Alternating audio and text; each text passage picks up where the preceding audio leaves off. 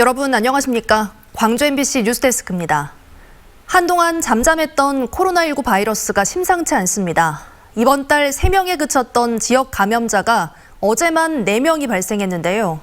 확진자 4명 가운데 일부는 학교와 병원 등 초밀집 시설을 출입해 방역 당국이 긴장하고 있습니다. 보도에 송정근 기자입니다.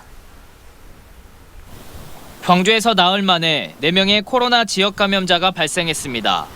505번째, 506번째 확진자와 508번째, 509번째 확진자로 전남 179번째 확진자와 접촉자로 분류돼 검사를 받다 양성 확진 판정을 받았습니다. 이들은 전남 179번째와 시동생 부부 사이이거나 며느리 등으로 모두 친인척 관계입니다. 80대 고령인 전남 179번째 확진자를 돌봐왔던 가족들을 대상으로 검체 검사를 하면서 확진 사실이 드러났습니다. 문제는 신규 확진자 가운데 일부가 초밀집 시설을 출입해 추가 확진자가 발생할 우려가 있다는 점입니다. 광주병원의 505번째 확진자가 지난 14일 입원한 뒤 506번째 확진자도 병간호를 위해 광주병원을 출입했습니다. 방역당국은 환자와 의료진에 대해 전수조사를 진행했고 병원 일부 지역을 동일 집단 격리 조치를 말하는 코호트 격리할 예정입니다. 또 광산구 월봉중학교 중학생인 509번째 확진자는 확진 판정을 받기 전까지 학교에 등교한 것으로 알려져 학생과 교직원에 대한 전수조사가 진행되고 있습니다.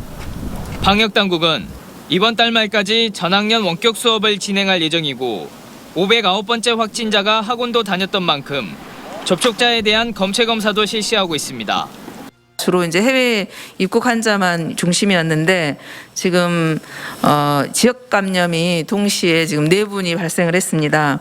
그래서 다시 한번 우리 생활 속 거리두기 방역 수칙에 다시 한번 준수에 신경을 쓰셔야 될 것 같습니다. 잠잠하던 코로나가 이번 요양병원발 확진으로 다시 확산할지 방역 당국의 긴장감이 한층 높아지고 있습니다. MBC 뉴스 송정근입니다. 독감 백신을 맞은 뒤 숨지는 사례가 전남에서도 잇따르고 있습니다.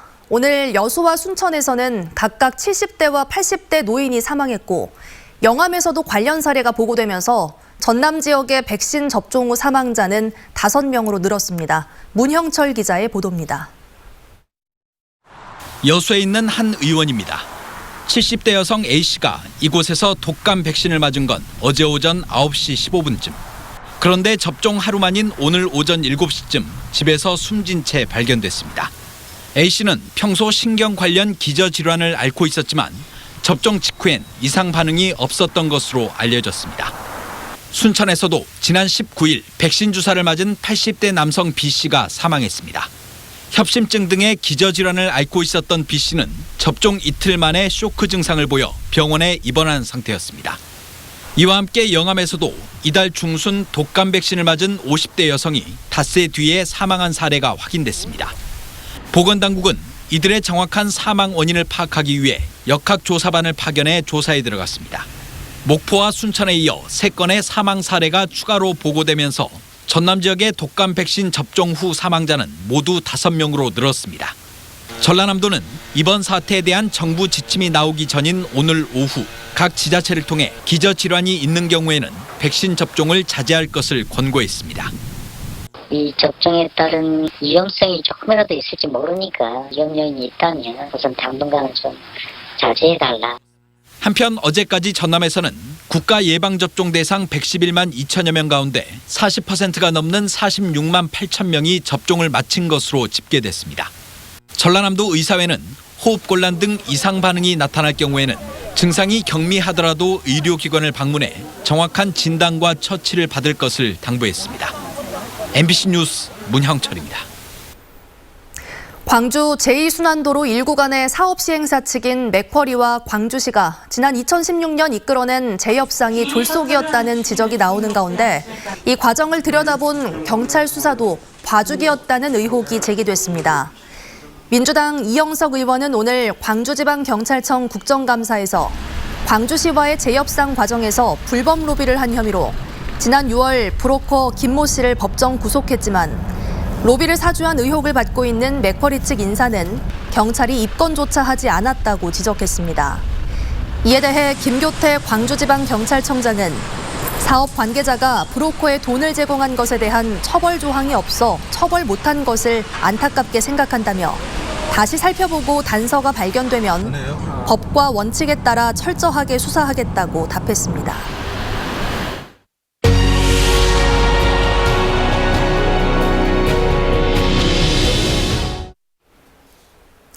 3년 전 5.18 37주년 기념식 때 아버지에게 보내는 편지로 국민들을 눈물 짓게 한 김소영 씨 기억하십니까?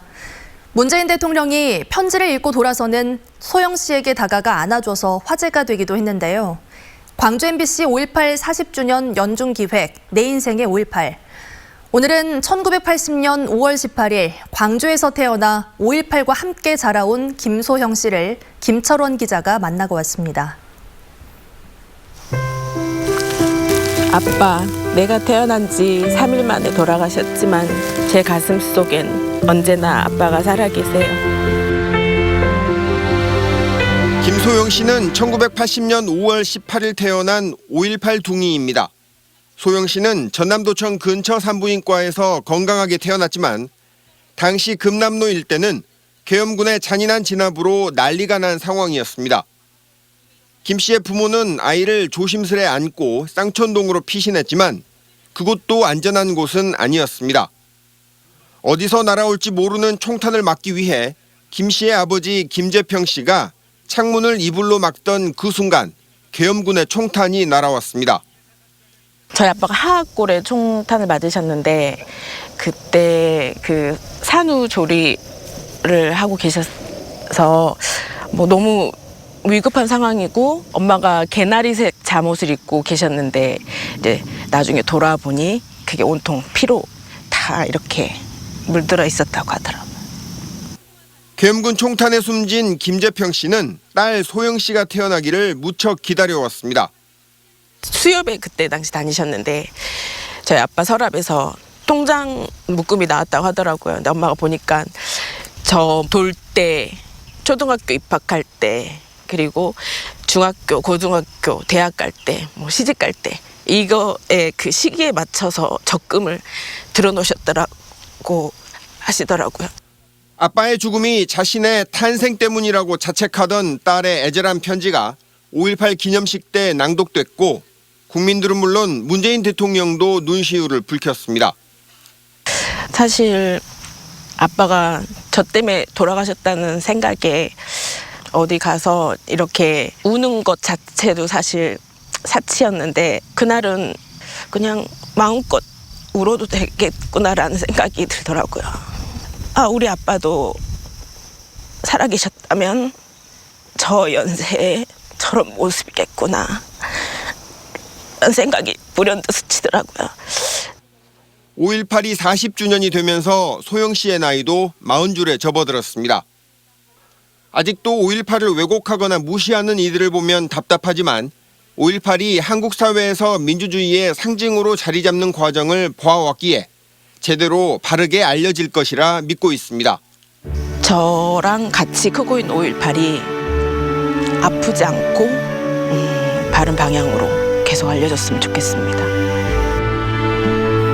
MBC 뉴스 김철원입니다. PC방 화장실에서 출산한 아기를 창밖으로 던져 숨지게 한 20대 엄마가 징역 1년 6개월을 선고받았습니다. 광주지법 형사 11부는 지난 2월 광주시 남구의 한 PC방 화장실에서 자신이 낳은 갓난아기를 3층에서 던져 숨지게 한 혐의로 기소된 23살 A씨에게 징역 1년 6개월을 선고했습니다. 재판부는 A씨가 범행을 반성하고 있고 경제적 능력이 없었던 점과 뇌질환이 있는 점 등을 고려했다며 양형 이유를 설명했습니다. 교통사고 위험이 가장 높은 곳이 광주에서는 신세계백화점 앞 광천사거리, 전남은 목포시 도청 입구 사거리인 것으로 나타났습니다. 국민의힘 박완수 의원의 국감자료에 따르면 지난 3년 동안 광주 광천사거리에서는 66건의 교통사고가 일어나 3명이 중상을, 125명이 경상을 입었습니다. 광주에서는 운천저수지 앞 상무지구 입구와 무진교 동쪽에서도 사고가 빈발했습니다. 전남에서는 지난 3년 동안 37건의 교통사고가 일어난 목포 도청 입구 사거리가 사고가 가장 많았고 다음으로는 여수시청 앞 로터리와 이마트 목포점 앞 오거리가 뒤를 이었습니다. 전남도가 태풍 피해 벼 전량을 매입합니다. 전라남도는 다음 달 30일까지 올해 잇따른 태풍으로 흑수와 백수 등 피해를 입은 도내 벼를 품종에 관계없이 전량 매입합니다. 도는 이번 태풍 피해 벼의 매입이 농가 손실을 최소화하고 낮은 품질의 쌀이 시중에 유통되는 것을 차단하는 데 도움이 될 수 있을 것으로 전망하고 있습니다. 나주시 대호 수변공원 저수지에 20일 넘게 기름이 유출돼 관련 당국이 방제 작업을 벌이고 있습니다. 나주시는 지난 추석 연휴 때부터 저수지 우수관을 통해 기름이 흘러나오고 악취가 진동한다는 민원이 접수돼 흡착포로 긴급 방제 작업을 하고 있다고 밝혔습니다.